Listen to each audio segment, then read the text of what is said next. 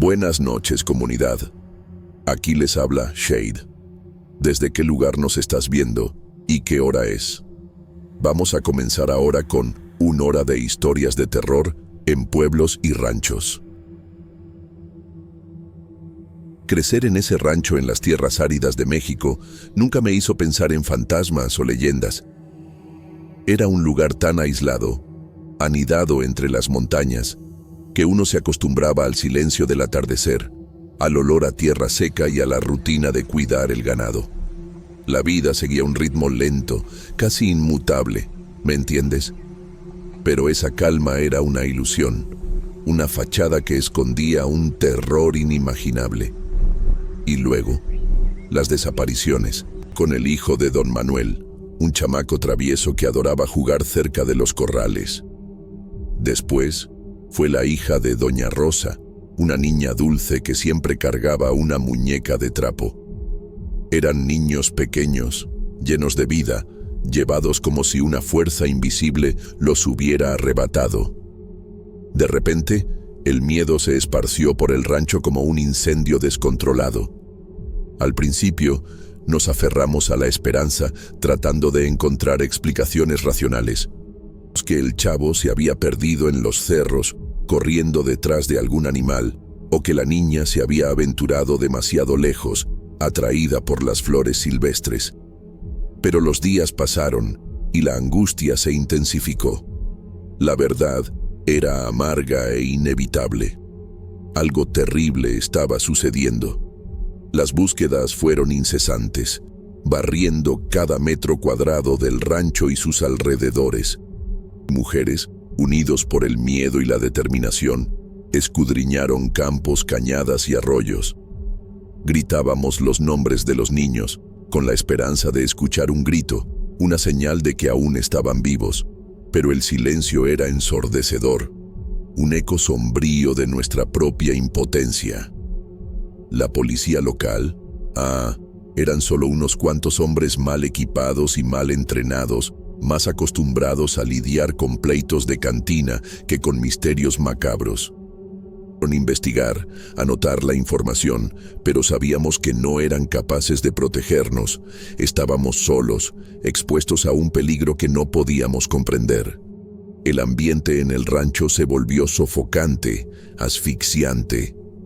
Las canciones y los juegos de los niños fueron silenciados, reemplazados por murmullos de aprensión y desconfianza. Las puertas y ventanas permanecían trancadas, los padres vigilaban a sus hijos con ojos atentos y desesperados. El rancho se transformó en una fortaleza, donde el miedo era el rey y la libertad, un recuerdo lejano. Fue en esa época que mi primo Beto y yo empezamos a presenciar las cosas raras. Siempre pescábamos en el río que atravesaba el rancho, una costumbre antigua, un momento de tranquilidad y camaradería. Pero últimamente, el río parecía diferente, impregnado de una energía siniestra, como si estuviera guardando un secreto oscuro. Esas noches, bajo el brillo pálido de la luna, vimos algo que nos dejó paralizados de pavor.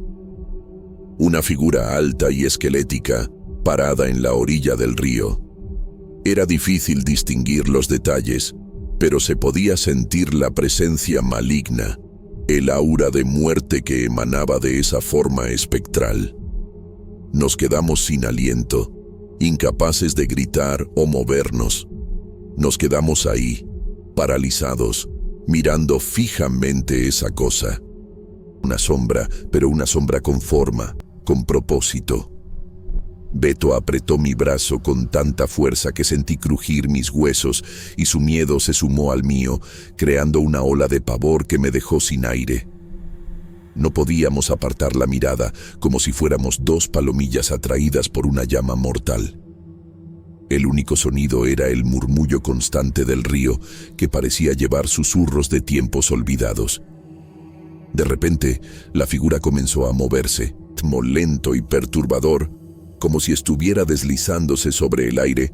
Se acercó al agua y extendió un brazo. Sus dedos eran increíblemente largos y delgados, casi transparentes, como ramas secas retorcidas por la edad. Rozaron la superficie del río, rompiendo el espejo de la luna y enviando ondas distorsionadas de luz hacia la orilla. Parecía estar buscando algo, o tal vez invocando una fuerza dormida en las profundidades. Lo que pareció una eternidad suspendida en el tiempo, la figura retiró el brazo del agua y se volteó hacia nosotros. Aún envuelta por la oscuridad, era posible sentir la intensidad de su mirada, una corriente fría que nos atravesaba como navajas. Era un vacío profundo, sin ningún rastro de vida o emoción, solo una sed insaciable. Un escalofrío helado recorrió mi espinazo y sentí que la propia muerte nos observaba con curiosidad, sin necesidad de palabras, que esa entidad no era parte de este mundo. Sin emitir ningún sonido, la figura simplemente desapareció, disolviéndose en las sombras como si nunca hubiera existido. Nos quedamos ahí, temblando de pies a cabeza, tratando de procesar lo que acabábamos de presenciar. Nuestros ojos se encontraron, buscando una explicación, un atisbo de razón en medio del horror. La verdad era ineludible. Habíamos presenciado algo real, algo aterrador, algo que nos marcaría para siempre. Corrimos de regreso al rancho, sin atrevernos a mirar hacia atrás. Necesitábamos contarle a alguien, alertar a nuestros vecinos sobre el peligro que nos acechaba. Pero ¿quién creería nuestra historia?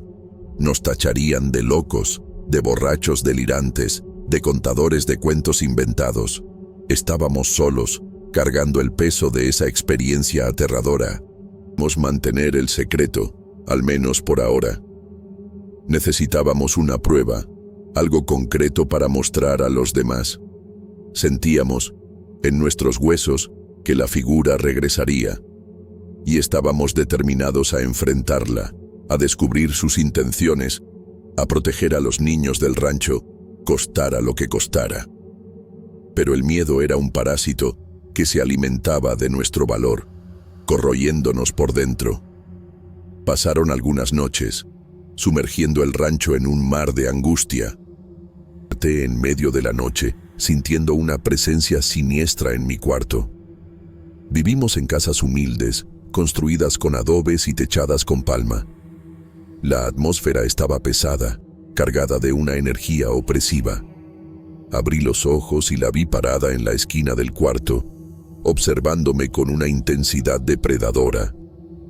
Era la misma figura que encontramos en el río, pero ahora estaba más cerca, más nítida, más amenazante, paralizado por el terror, sin poder gritar o siquiera parpadear. La figura se deslizó lentamente hacia mi cama, inclinándose sobre mí con una curiosidad macabra. Podía sentir el aire frío y fétido que emanaba de su presencia, como el olor a tierra húmeda y huesos en descomposición. En lugar de hablar, la figura extendió un dedo esquelético hacia una fotografía en mi buró. Una foto de mi hermana menor, Isadora. Mi corazón latió en mi pecho como un tambor enloquecido. Lo era todo para mí, la luz de mi vida, la razón de mi sonrisa. Tenía solo 5 años, con su pelo negro y ojos brillantes que parecían 2 capulines. La simple idea de que esa cosa pudiera querer lastimarla me enloquecía. Intenté gritar, pero mi voz estaba atrapada en la garganta, ahogada por el miedo. Intenté moverme, pero mi cuerpo estaba paralizado, como si estuviera atrapado en una camisa de fuerza invisible.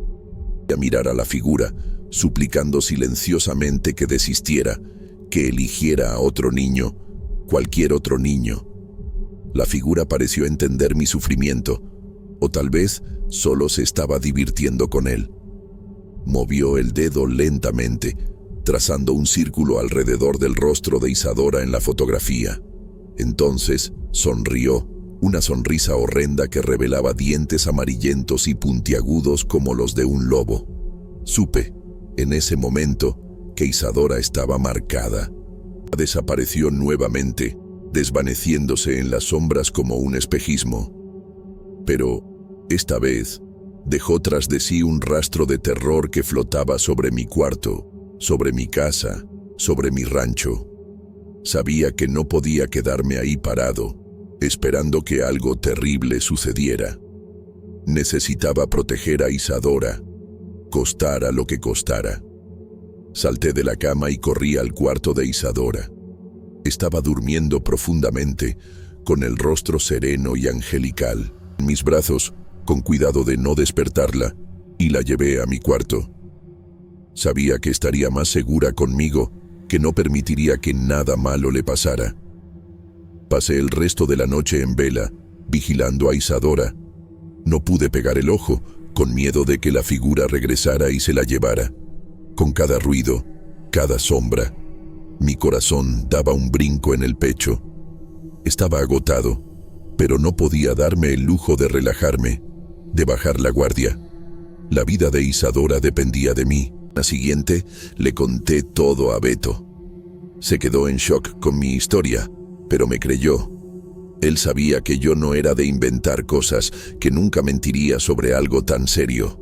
Juntos, decidimos que necesitábamos hacer algo, que no podíamos dejar a Isadora a merced de esa criatura. Planeamos llevar a Isadora a la casa de mi abuela, que vivía en otro rancho, más lejano y seguro. Creíamos que, lejos de la influencia de la figura, Isadora estaría protegida.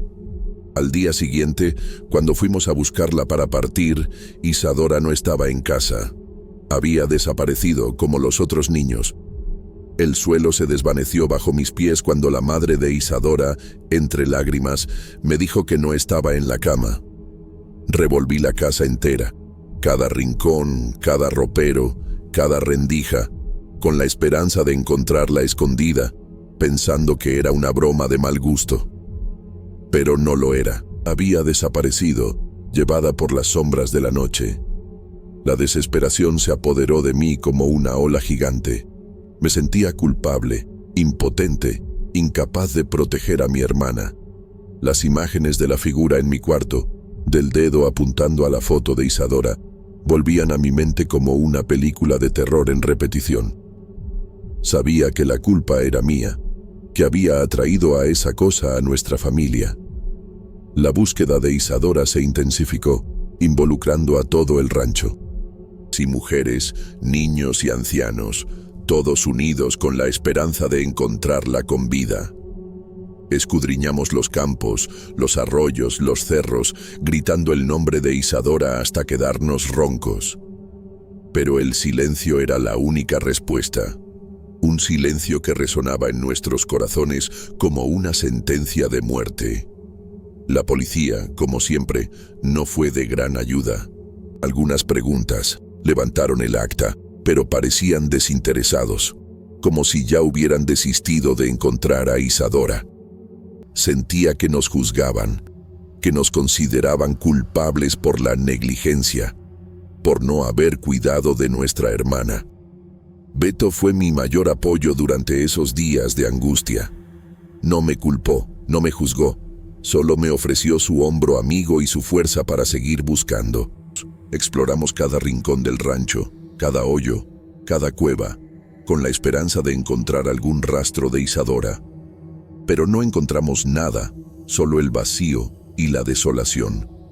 Los días se convirtieron en semanas, y la esperanza de encontrar a Isadora con vida se fue desvaneciendo como arena entre los dedos.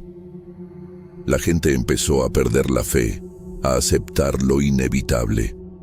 Pero yo me negaba a rendirme. Sentía que Isadora aún estaba viva, que necesitaba mi ayuda. A abandonarla, no después de todo lo que había pasado. Comencé a tener pesadillas terribles, con la figura atormentándome, mostrándome a Isadora atrapada en un lugar oscuro y frío, implorando auxilio. Me despertaba en medio de la noche, bañado en sudor, con el corazón acelerado y la sensación de que me estaba volviendo loco. Necesitaba hacer algo, pero no sabía qué. Decidí volver al río, al lugar donde todo había comenzado, que ahí encontraría la respuesta, la pista que me llevaría hasta Isadora. Llamé a Beto y, juntos, fuimos hasta la orilla del río, en medio de la noche, armados con machetes y linternas. Estábamos preparados para enfrentar lo que fuera que nos estuviera esperando. Llegamos al río bajo la luz pálida de la luna, el mismo escenario de terror de semanas atrás. El aire estaba denso, cargado de una energía siniestra que nos hacía erizar la piel. Murmuraba en un tono grave, como si estuviera recitando una oración macabra. Ese lugar exhalaba muerte y desesperación.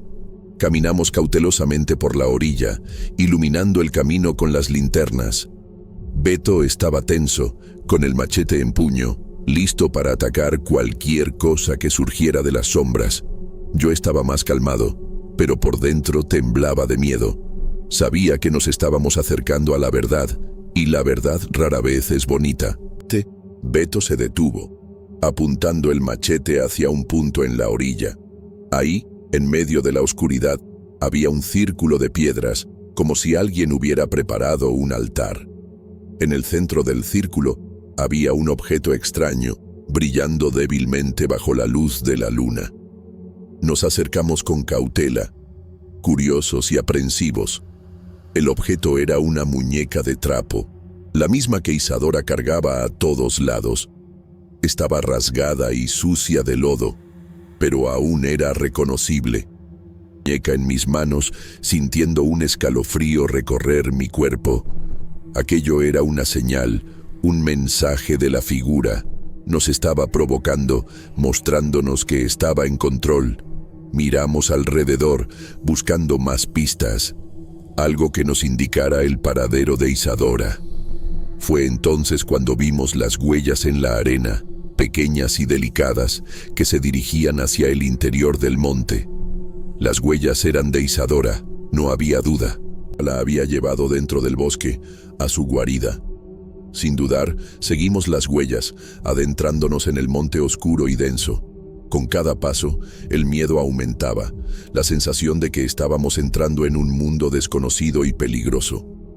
Las ramas de los árboles se aferraban a nuestra ropa, como si quisieran impedirnos avanzar. Pero no nos rendimos. Estábamos determinados a encontrar a Isadora. Después de caminar por mucho tiempo, llegamos a un claro. Dentro del claro había una cueva, oscura y profunda. De la cueva venía un olor fuerte a tierra húmeda y carne podrida, un olor que nos revolvió el estómago. Sabíamos que Isadora estaba ahí dentro y que la figura también estaba. Respiramos hondo, nos preparamos para el enfrentamiento y entramos en la cueva. La oscuridad era casi total y el olor era aún más fuerte. Encendimos las linternas y avanzamos cautelosamente, con los machetes en puño. Paso, el miedo aumentaba. La sensación de que estábamos entrando en un lugar sagrado y profano al mismo tiempo. De repente, escuchamos un sonido, un susurro débil y distante.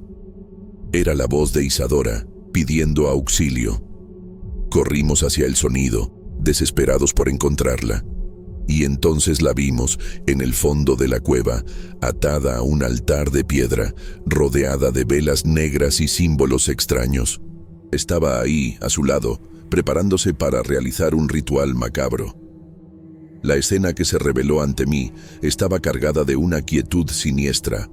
Velas oscuras parpadeaban, proyectando sombras danzantes en las paredes húmedas de la cueva, iluminando un altar de piedra rústico. En el centro, Isadora, mi hermanita, estaba arrodillada. No había cuerdas sujetándola, pero su postura encogida y el temblor constante de sus hombros denunciaban el terror que la consumía. Era pesado, cargado con un olor acre a incienso y algo más, algo que recordaba a sangre seca. Quería correr hasta ella, envolverla en mis brazos y sacarla de ahí, pero mis pies parecían pegados al suelo. Un miedo paralizante me invadía, robándome la voz y la capacidad de reaccionar. ¿Dónde estaba la figura? ¿Qué había pasado ahí momentos antes? De repente, escuché el sonido distante de pasos apresurados y voces ahogadas que resonaban por el bosque. Y los hombres del rancho, que finalmente nos habían encontrado. Su aproximación pareció tener un efecto inmediato en el ambiente. Una corriente fría recorrió la cueva, apagando algunas de las velas e intensificando las sombras. Al instante siguiente, el aire se volvió aún más enrarecido y una sensación de vacío se apoderó del lugar. Era como si algo o alguien se hubiera evaporado, dejando atrás solo un rastro de maldad. La figura había desaparecido. Beto y los otros hombres irrumpieron en la cueva. Sus expresiones eran de alivio mezclado con aprensión. Sus ojos recorrieron el lugar, buscando señales de pelea o peligro. Al verme parado en la entrada, paralizado por el miedo, y al notar a Isadora arrodillada frente al altar, corrieron hacia nosotros. Beto fue el primero en alcanzar a Isadora. La levantó del suelo, envolviéndola en un abrazo apretado y reconfortante. Hombres nos rodearon, ofreciendo palabras de consuelo y apoyo. Pero, por más que lo intentara, no podía liberarme de la sensación de que algo terrible acababa de pasar ahí. La ausencia de la figura era más aterradora que su presencia. Sabíamos que aún estaba cerca, acechando en las sombras, esperando el momento adecuado para atacar de nuevo. Regresamos al rancho con Isadora. El silencio de la noche ahora llenado por el sonido de nuestro miedo colectivo. Estaba físicamente ilesa, pero el terror que había presenciado la había marcado profundamente. En los días que siguieron, el rancho se transformó. Las puertas fueron reforzadas, las ventanas trancadas, y un toque de queda silencioso fue impuesto al caer la noche. Los niños, antes libres para correr y jugar por los campos, ahora permanecían dentro de casa, sus risas ahogadas por el miedo constante. Antes trabajadores incansables, ahora cargaban rifles y machetes, sus rostros marcados por el agotamiento y la aprensión. La alegría y la despreocupación habían sido reemplazadas por una vigilancia implacable. No llamamos a la policía. Había una desconfianza arraigada en las autoridades, una creencia de que no entenderían o no les importaría nuestro problema. Flotaba sobre nosotros la sensación de que esta amenaza era diferente, que no podría ser combatida con armas o leyes. En su lugar, nos unimos. Los hombres se turnaban en guardias, patrullando los límites del rancho y protegiendo a nuestras familias. Las mujeres preparaban las comidas y cuidaban a los niños, tratando de mantener una apariencia de normalidad en medio del caos. Atormentado por la culpa y el miedo, me dediqué a descubrir la verdad detrás de esa figura. Pasé noches en vela en la biblioteca local, sumergiéndome en libros antiguos y relatos históricos de la región. Buscaba leyendas, mitos, historias de fantasmas o espíritus que pudieran encajar en la descripción de la criatura que nos acechaba. Quería entender su motivación, su propósito, para encontrar una forma de defendernos. Que el rancho tenía una historia sombría, un pasado manchado por la violencia y el sufrimiento. Durante la Revolución Mexicana, el área había sido escenario de numerosos conflictos y atrocidades. Campesinos, soldados y bandidos luchaban por el control de la tierra, dejando un rastro de sangre y destrucción por donde pasaban. No encontré ninguna referencia directa a la figura que nos aterrorizaba. Comencé a sospechar que era una manifestación de ese pasado violento, una especie de eco espectral de los horrores que habían ocurrido ahí. Tal vez fuera el alma perturbada de una víctima, buscando venganza contra los descendientes de sus verdugos. Con esa comprensión, me di cuenta de que no serviría de nada huir o luchar contra la figura de ese lugar, de esa historia, y nos perseguiría para siempre. La única forma de liberarnos sería enfrentar nuestro pasado, reconocer nuestros errores y buscar la redención. Pero, ¿cómo hacer eso? ¿Cómo apaciguar la furia de un espíritu atormentado? La decisión de permanecer en el rancho no trajo paz, solo una vigilancia constante y la sombra del miedo flotando sobre nosotros. Aunque físicamente segura, se retrajo, atormentada por pesadillas y un silencio que partía el corazón. La atmósfera densa y cargada exigía una acción que fuera más allá de armas y cerraduras. Fue entonces cuando los más viejos del rancho mencionaron a una curandera que vivía aislada en las montañas cercanas. Una mujer de sabiduría ancestral, conocedora de los espíritus de la tierra y de las artes de curación que la iglesia había olvidado. Partí en su búsqueda, guiado por veredas sinuosas y la tenue esperanza de encontrar una solución. La choza de la curandera era sencilla, pero rodeada por un jardín de hierbas y flores que exhalaban un aroma reconfortante. Me recibió con una mirada tranquila y penetrante, como si ya supiera el motivo de mi visita. Sin rodeos, le conté los eventos que acechaban el rancho, la figura sombría, el terror de Isadora, el miedo que nos aprisionaba. Ella escuchó atentamente, sin interrumpir, y al final me dijo: «Esta tierra carga muchos dolores, hijo mío, y esa figura se alimenta de ese sufrimiento».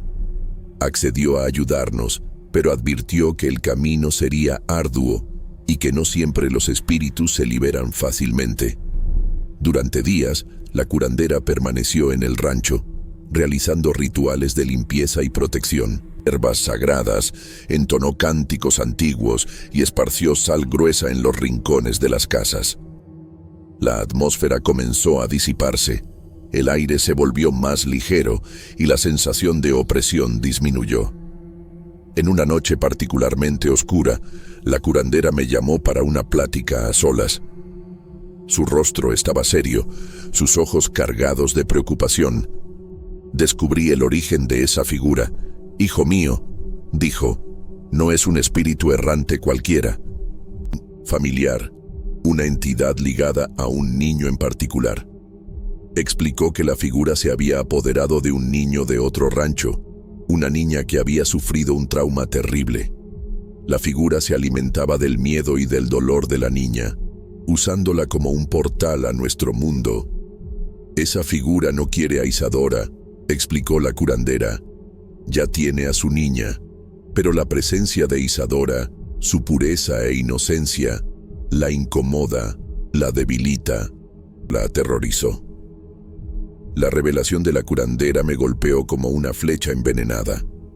La figura no era una fuerza aleatoria, un espíritu errante, sino un depredador ligado a otra niña, a otro lugar.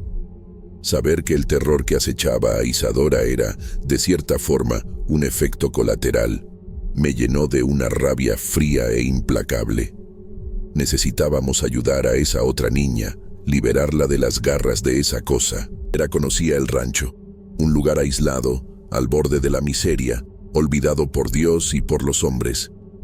Nos advirtió sobre la hostilidad que encontraríamos, la desconfianza arraigada, el miedo palpable, pero la imagen de Isadora, aún asustada y silenciosa, me impulsaba.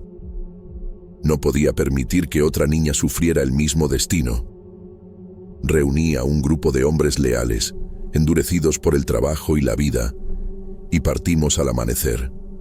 El rancho bajo la protección de la curandera, confiando en sus rituales y oraciones. El viaje fue largo y penoso, por caminos tortuosos que serpenteaban entre montañas áridas y valles desolados. Con cada paso, sentíamos el aire volverse más pesado, presagio de algo sombrío. Finalmente, avistamos el rancho. Era un conjunto de jacales de adobe, con techos caídos y ventanas oscuras como ojos vacíos. La atmósfera era de abandono, de desesperación silenciosa. Llegamos y ya sentíamos miradas desconfiadas siguiéndonos, susurros ahogados rodeándonos. Fuimos recibidos con hostilidad, con la desconfianza de quien ya lo ha perdido todo. Relaté lo que sabíamos, la historia de la figura, la conexión con una niña. Al principio, fuimos recibidos con burla, con la incredulidad de quien ya se acostumbró al sufrimiento. Pero la persistencia, la urgencia en mis ojos, poco a poco comenzó a romper la barrera del miedo. Con el rostro marcado por las inclemencias y el alma herida por la tristeza, Nos condujo hasta su casa. Nos contó sobre su nieta, Rosa, una niña que antes era alegre y vibrante, pero que se había transformado en una sombra después de un acontecimiento que él no podía explicar.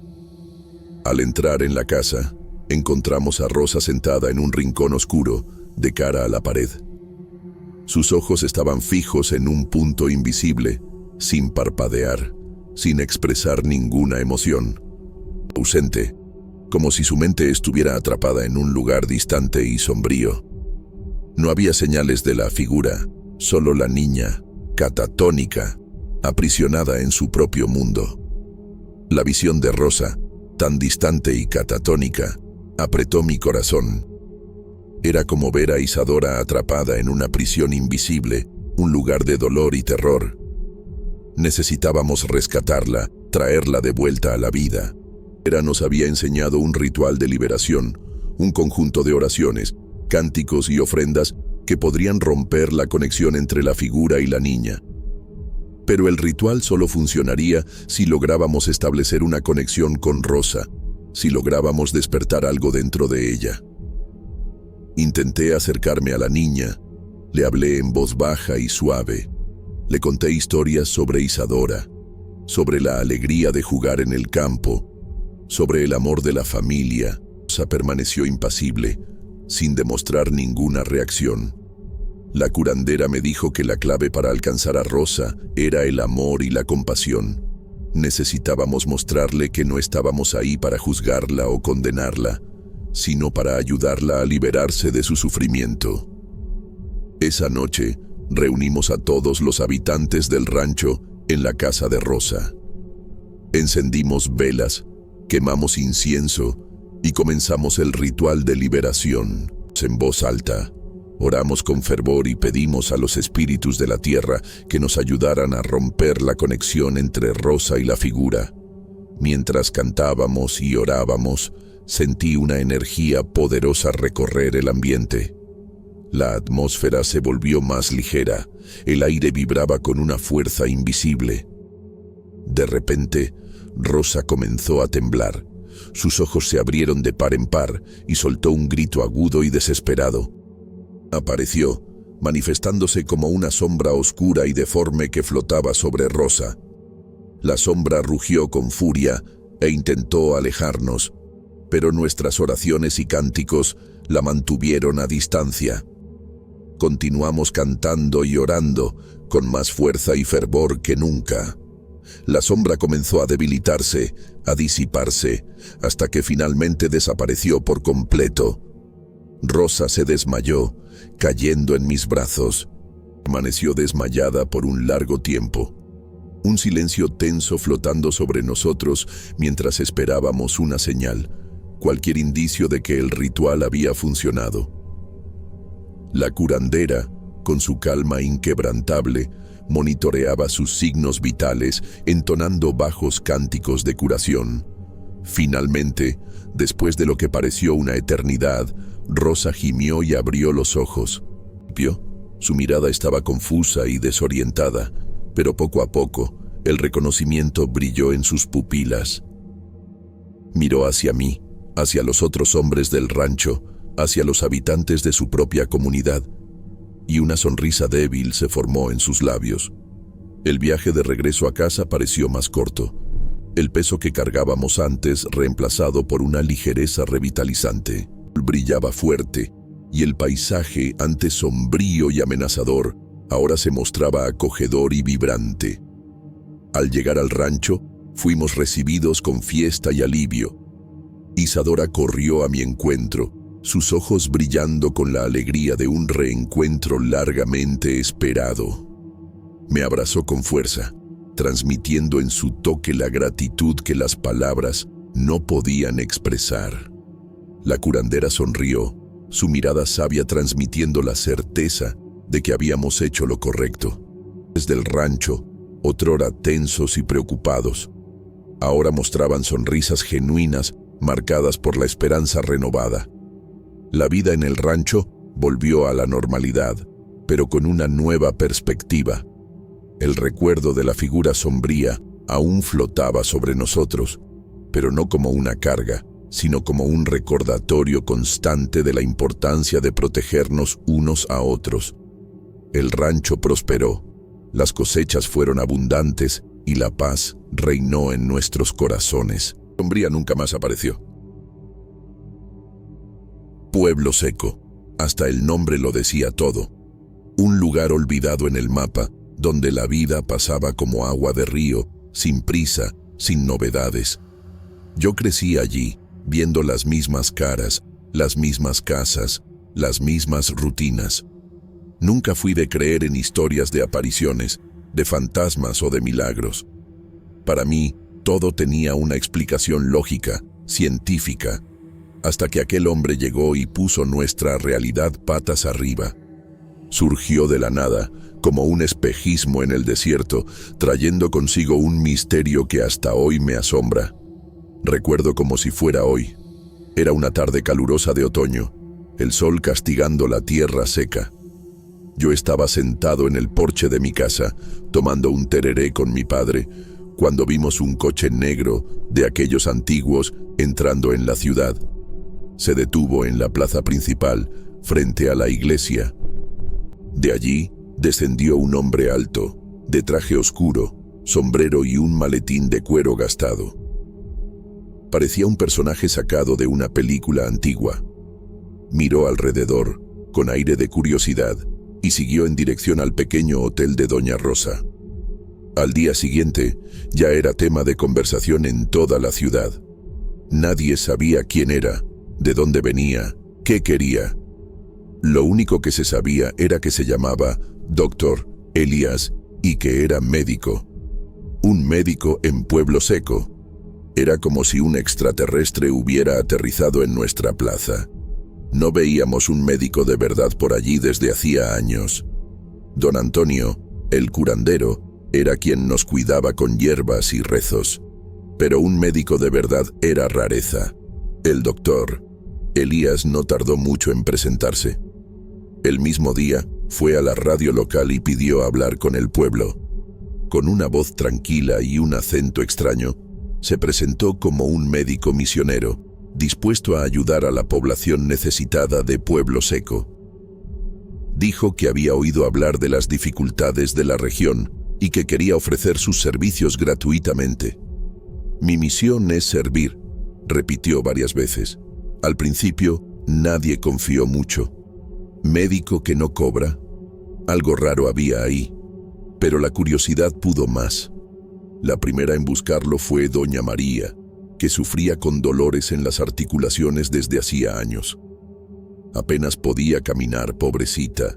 Ya había ido a varios médicos, he tomado un montón de remedios, pero nada resolvía.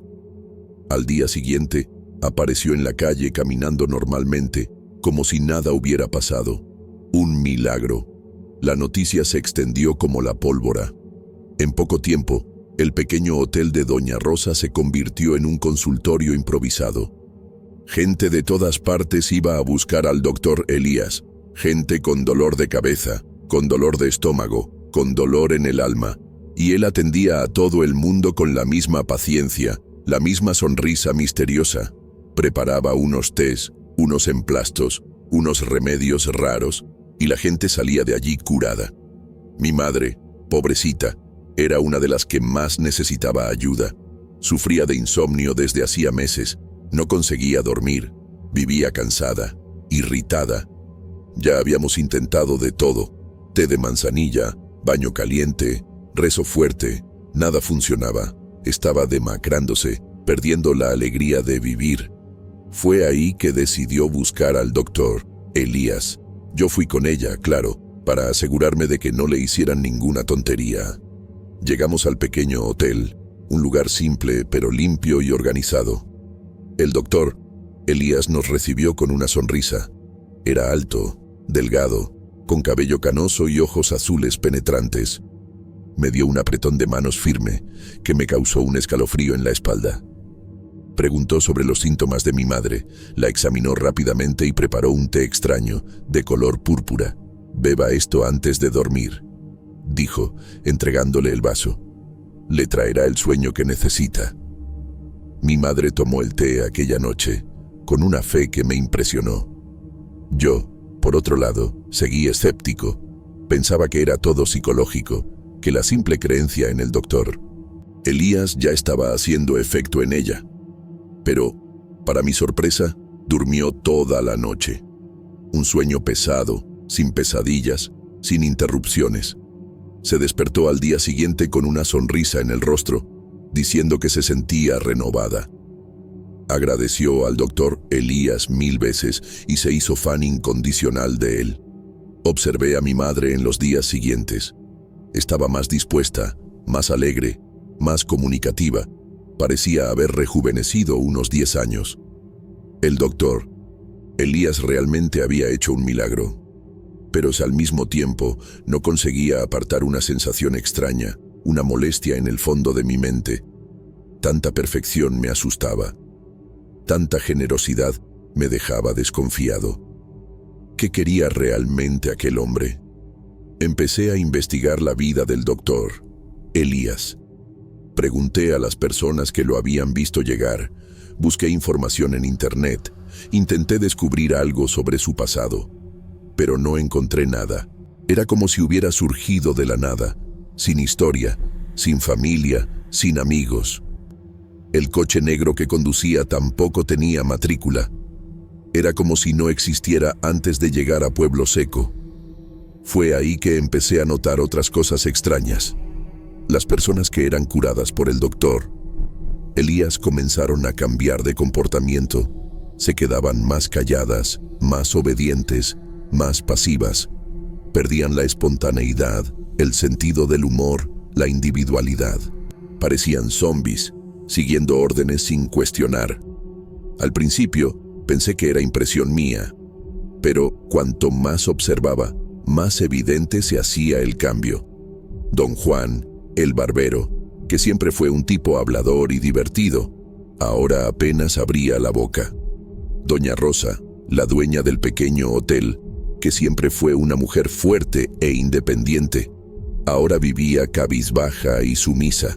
Pedriño, el niño que tenía asma, que siempre fue un chico listo y travieso, ahora pasaba el día entero sentado en el porche, mirando a la nada. ¿Qué estaba pasando con esas personas? Empecé a hablar con otros habitantes de la ciudad. Descubrí que ellos también estaban notando los cambios.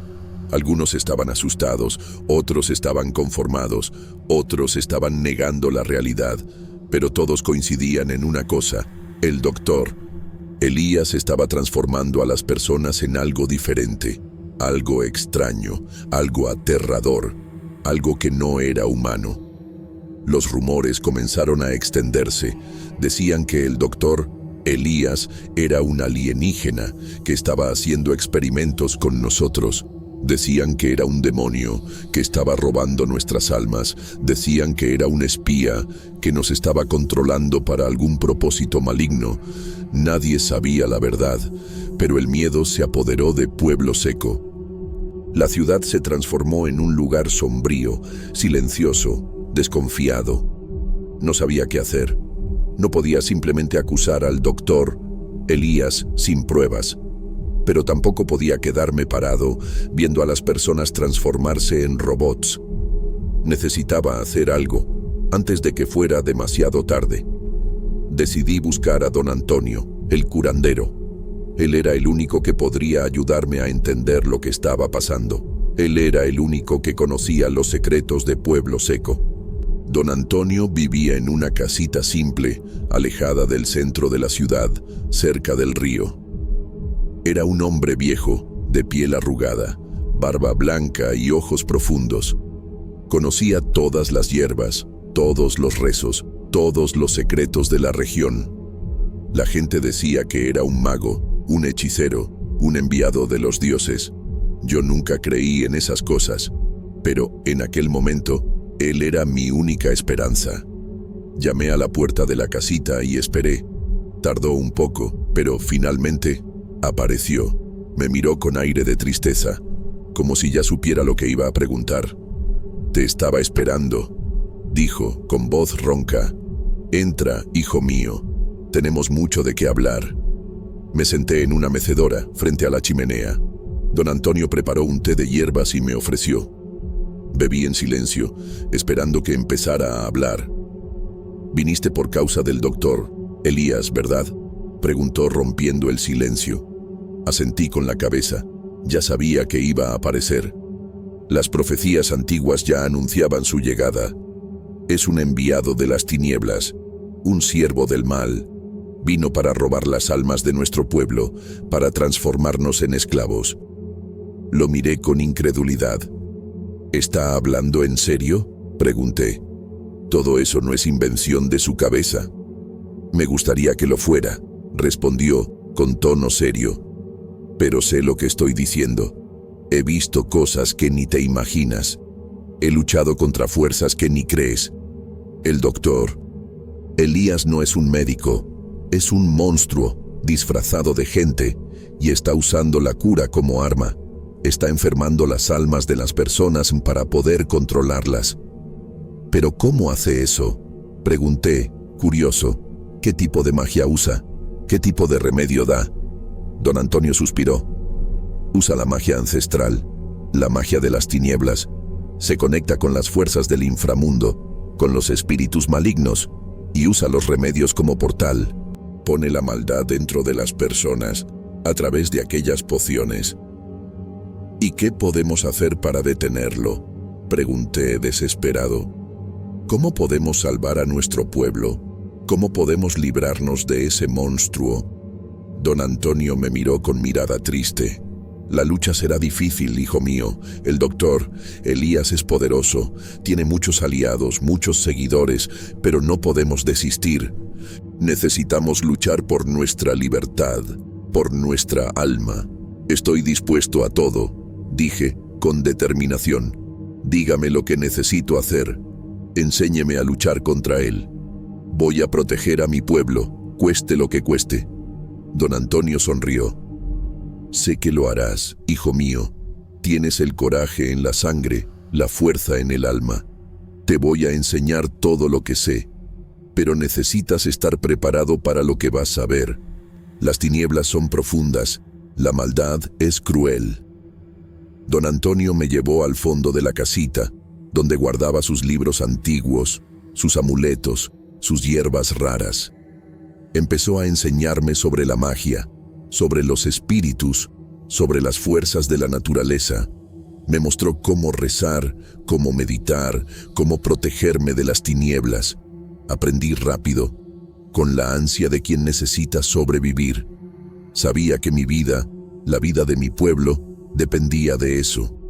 Las palabras de don Antonio me asustaron, pero al mismo tiempo me dieron fuerza. No sabía si creía en todo lo que decía sobre magia y demonios, pero sabía que algo andaba mal con el doctor Elías. Necesitaba descubrir qué era y necesitaba actuar rápido. Decidí que la mejor forma de hacerlo era observarlo de cerca, recolectar pruebas, desenmascarar al impostor. Invité a algunos amigos para que me ayudaran en la investigación. Chico, que era fotógrafo, Seca, que era bueno para hablar, y Claudia, que era enfermera y entendía de remedios. Juntos, montamos una especie de vigilancia en el pequeño hotel de Doña Rosa. Nos quedábamos de incógnito frente al hotel, disfrazados de turistas, observando cada movimiento del doctor Elías y de sus pacientes.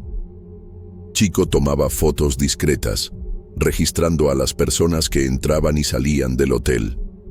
Zeca abordaba a los pacientes, haciendo preguntas sobre el tratamiento, sobre los síntomas, sobre el doctor Elías.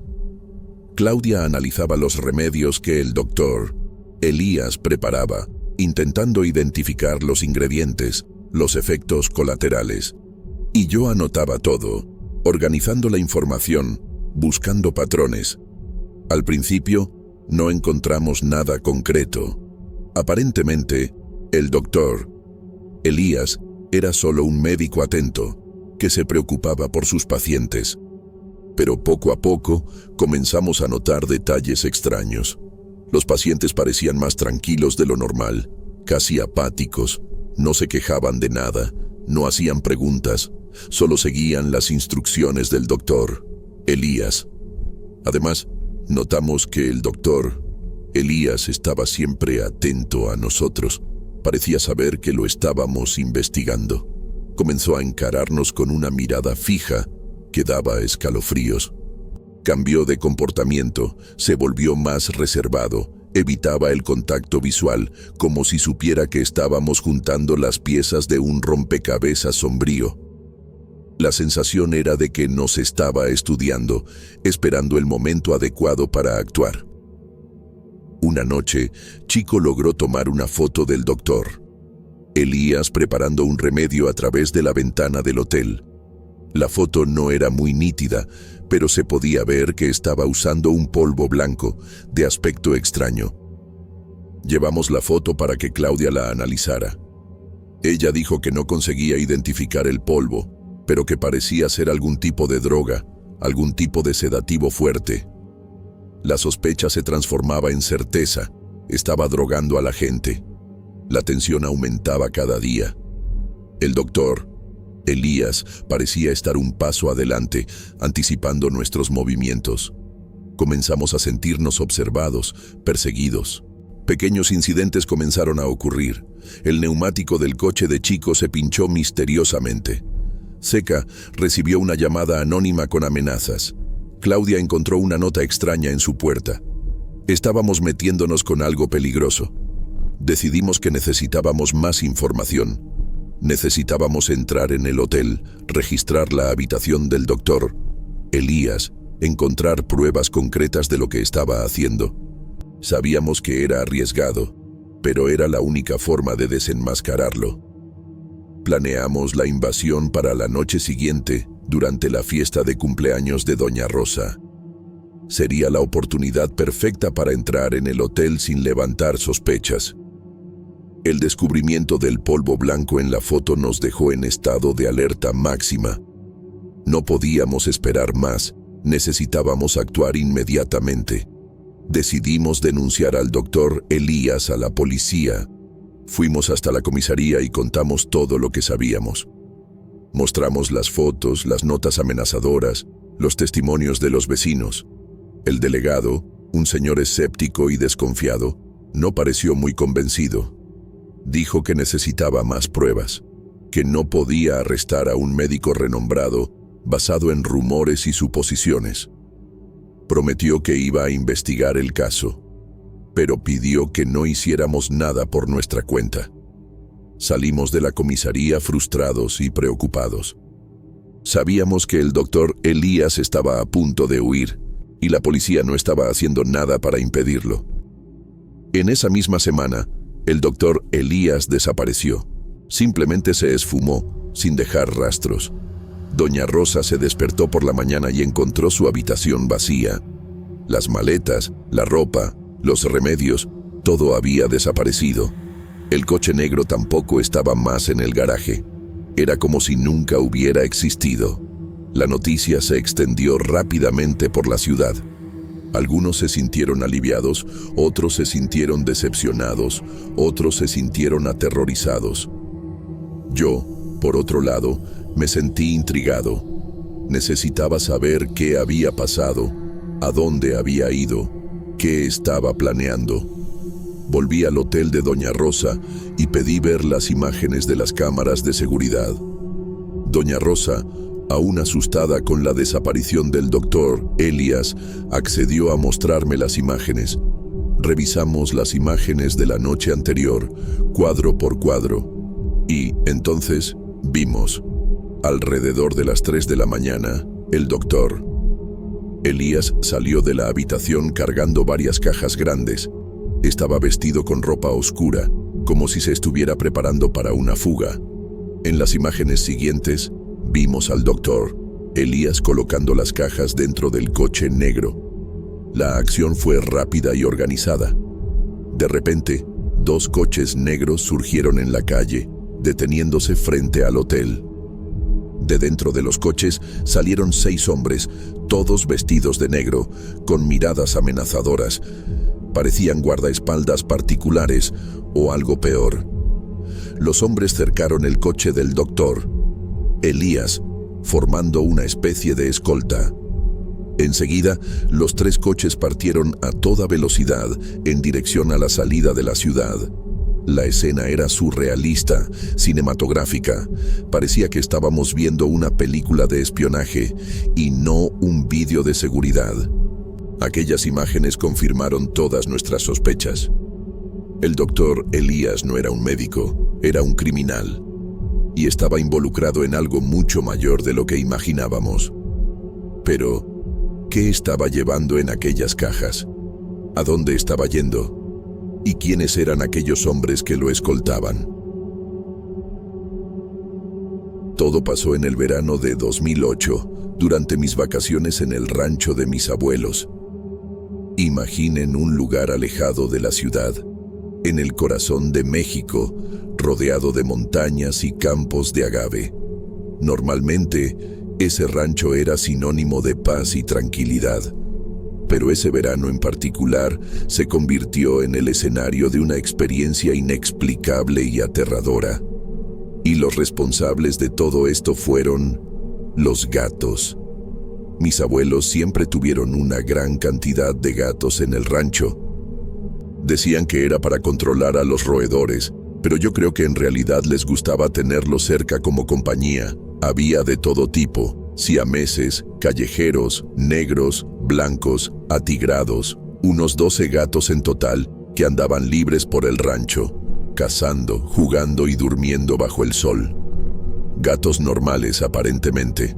Recuerdo que todo comenzó un atardecer de julio.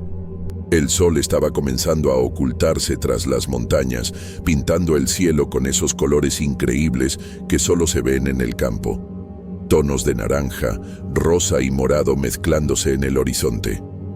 Yo estaba sentado en el porche de la casa, tomando un refresco y disfrutando del paisaje, cuando noté algo extraño en el corral. Todos los gatos estaban reunidos en un solo punto, completamente quietos, mirando fijamente hacia el mismo lugar. Al principio, no le di mucha importancia. Pensé que estaban viendo algún animal, tal vez un ratón o una serpiente. Pero pasaron los minutos y los gatos seguían ahí, inmóviles, sin parpadear siquiera. Empecé a sentir curiosidad y decidí acercarme para ver qué estaba pasando. Caminé lentamente hacia el corral y cuando llegué lo suficientemente cerca, me di cuenta de que no había nada allí. Era solo tierra. Lo más inquietante era la forma en que estaban mirando. No era una mirada de curiosidad, ni de miedo, ni de agresividad. Era una mirada vacía, como si estuvieran en trance, hipnotizados por algo que yo no podía ver.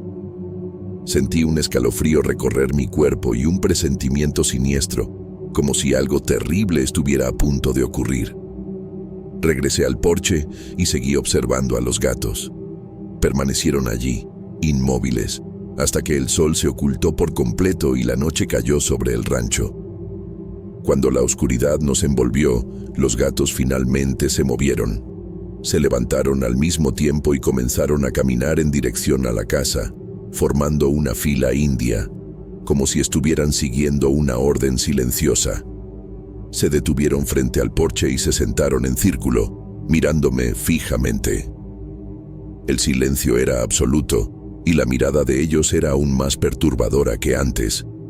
Sentí un miedo irracional, como si estuviera siendo observado por una presencia maligna. Me levanté de la silla y entré rápidamente a la casa, cerrando todas las puertas y ventanas con llave. Me acosté en la cama, pero no pude conciliar el sueño.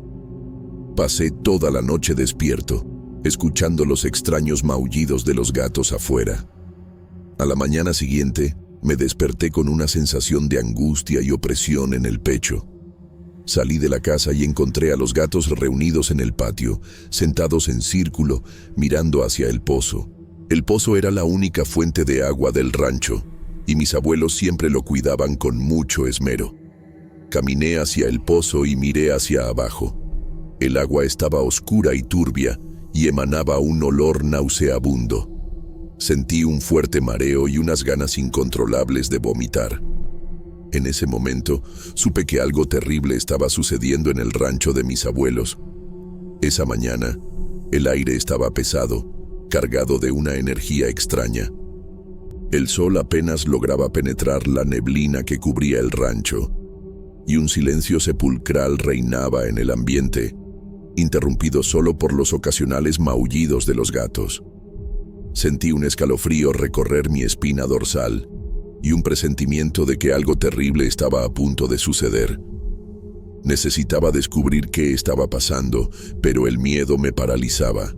Decidí despertar a mis abuelos para contarles lo que estaba sucediendo, pero cuando fui a su habitación, encontré la puerta cerrada con llave. Toqué varias veces, pero nadie respondió. Empecé a preocuparme y forcé la puerta hasta que logré abrirla. Entré en la habitación y encontré a mis abuelos acostados en la cama, durmiendo profundamente. Intenté despertarlos, pero no reaccionaban. Parecían estar en un sueño profundo, casi cataléptico. Desesperado, salí de la habitación y fui a la cocina para buscar ayuda. Tomé el teléfono e intenté llamar a la policía, pero la línea estaba muerta. El rancho era un lugar aislado y la comunicación con el mundo exterior dependía exclusivamente de la línea telefónica, que parecía haber sido cortada. Me sentí completamente aislado y vulnerable. De repente, escuché un ruido extraño que provenía del exterior. Corrí hacia la ventana y miré al patio.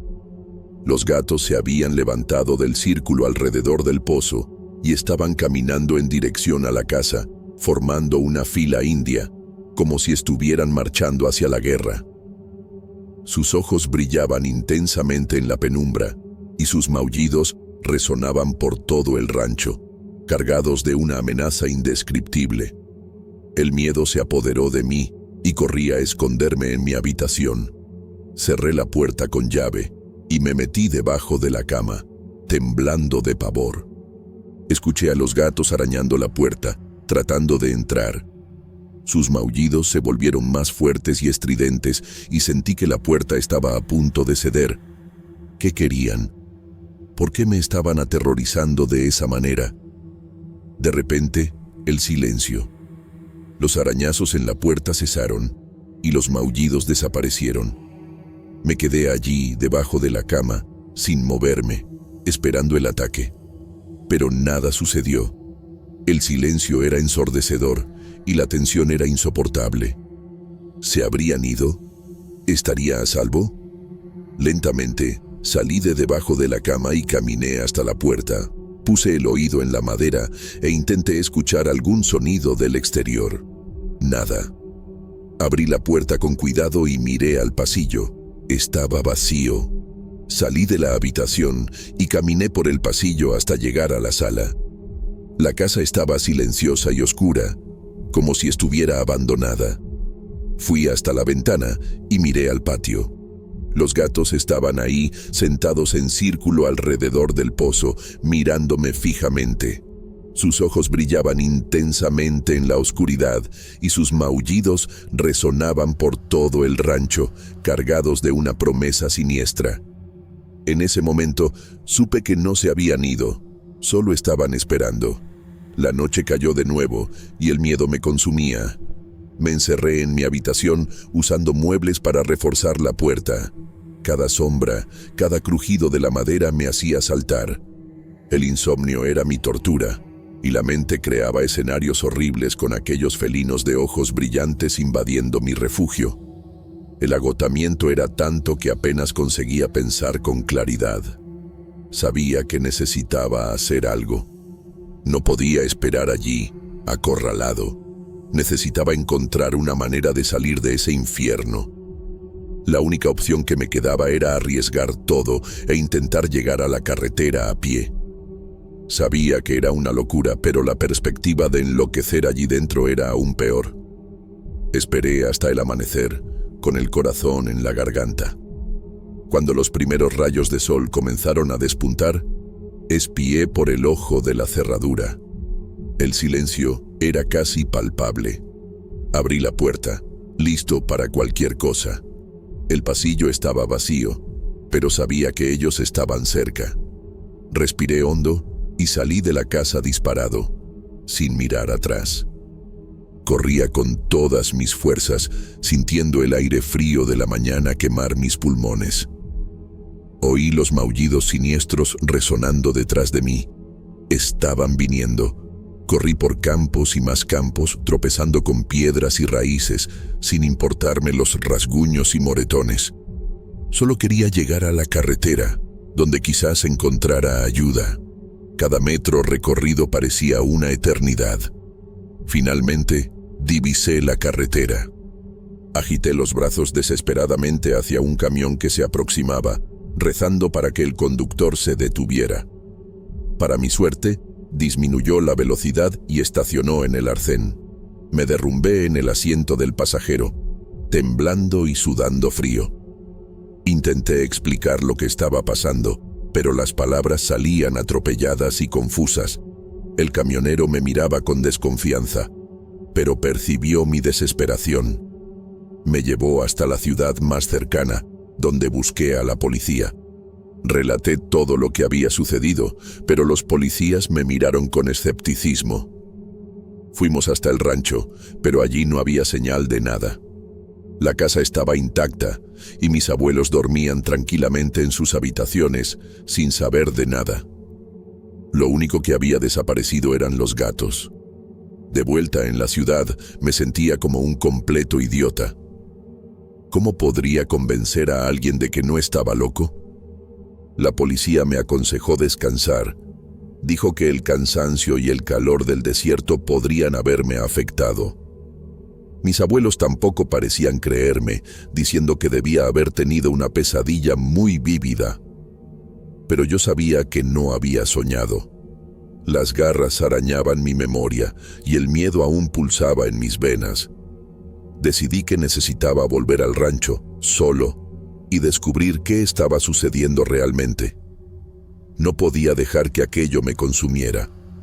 Esperé algunos días, hasta sentirme mínimamente recuperado. Compré una linterna potente, una navaja y un mapa de la región. Preparé una mochila con agua, comida y algunos analgésicos. Estaba decidido a enfrentar mis miedos y desentrañar el misterio de los gatos. Al anochecer, tomé un autobús de vuelta al pueblo más cercano al rancho. Bajé a la orilla de la carretera y caminé por horas, guiado por la luz de la luna y las estrellas. El silencio de la noche era ensordecedor y cada ruido me hacía estremecer. Cuando llegué al rancho, el sol ya estaba saliendo. La casa parecía abandonada, con las ventanas cerradas y las cortinas corridas. Un aire de misterio flotaba en el lugar, como si algo sombrío estuviera al acecho. Me aproximé ostorosno a la casa, con la navaja en mano. Espié por las ventanas, pero no vi a nadie. Abrí la puerta principal con cuidado y entré. La casa estaba fría y oscura, con un olor extraño en el aire, una mezcla de tierra mojada y azufre. Revisé cada habitación, cada cajón, cada armario. No encontré nada relevante, solo polvo y telarañas. ¿Dónde estaban los gatos? ¿Qué había sucedido allí? Sentía que estaba cerca de desentrañar la verdad, pero algo me impedía ver con claridad. Decidí ir hasta el pozo. Tal vez allí encontraría alguna pista. Caminé hasta el patio, sintiendo la mirada pesada de la noche sobre mí. Llegué al borde del pozo y miré hacia adentro. El agua estaba oscura y turbia, como la primera vez. Pero esta vez, algo diferente llamó mi atención. En el fondo del pozo brillaba una luz tenue, pulsante, como si estuviera viva. La luz pulsante en el fondo del pozo, aunque enigmática, no logró encender en mí la llama de la curiosidad. El miedo, como un ancla pesada, me impedía sumergirme en aquel abismo. Decidí abandonar el rancho, enterrar los recuerdos e intentar, en vano, seguir adelante. De vuelta en la ciudad, la vida cotidiana me abrazó con sus quehaceres y distracciones. Pero, por más que me esforzara para olvidar, los ojos penetrantes de los gatos me perseguían en cada rincón, en cada sombra, en cada pesadilla. La culpa me corroía por dentro. Quizás, si hubiera sido más valiente, si hubiera investigado a fondo, podría haber desentrañado el misterio e impedido que algo terrible sucediera.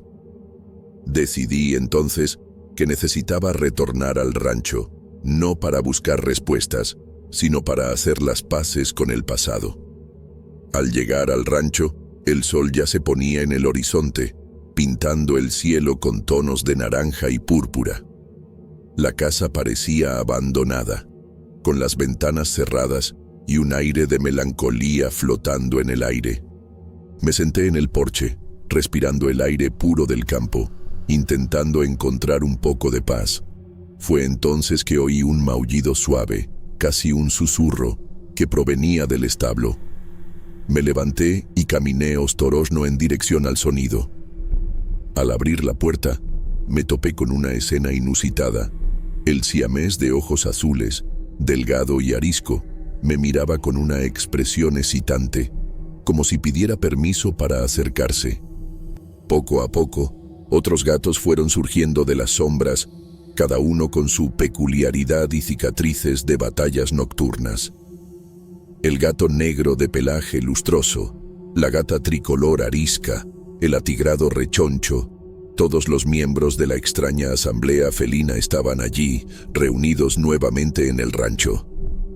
A cada minuto, el número de gatos aumentaba, hasta que toda la docena estaba presente, acurrucándose a mis pies, ronroneando suavemente y frotando sus cuerpos en mis piernas.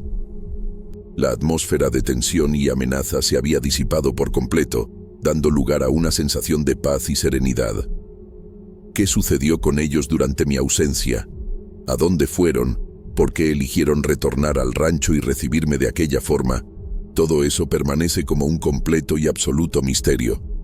Una cosa es cierta, esta historia es muy loca, pero, de alguna forma inexplicable, mirando a aquellos animales dóciles y cariñosos, sentí que había encontrado una especie de redención. Los gatos volvieron y, al volver, trajeron consigo algo parecido a paz y serenidad. El rancho de mis abuelos, otrora un escenario de pesadillas, se transformó en un santuario bizarro e improbable, un lugar donde lo inexplicable se volvió hogar.